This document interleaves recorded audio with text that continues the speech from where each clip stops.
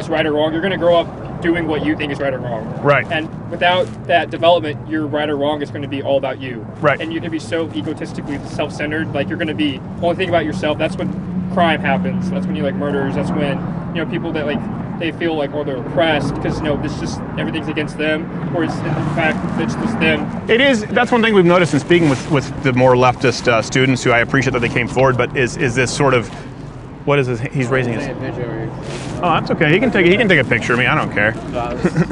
I don't have to charge him for it. You know, these pressures, and people seem to confuse that, because that's sort of anecdotal, but it's anecdotal in the sense that it's anecdotal within, like you're saying, the prism of your race. There are certain pressures that come with being a black person, with a certain culture, as an Asian person, and they seem to conflate that with systemic discrimination. One constant we've noticed today is not a single person could list us an actual right, an actual systemic form of oppression, and so they go to the anecdotal. And it's funny, that's one thing I would readily acknowledge. If you were to say, for example, hey, you know what, one thing you don't really know as a white guy, I'll tell you, is being raised as a black kid in an area of California in a single mother household. You know, it was hard for me if I wanted to study, or because I would have been made fun of. That's just not, or if you were to say, hey man, one thing you don't really understand as a white guy is, you know, my mom locked me in a closet and beat the shit out of me with reeds if I didn't, you know, do my math homework.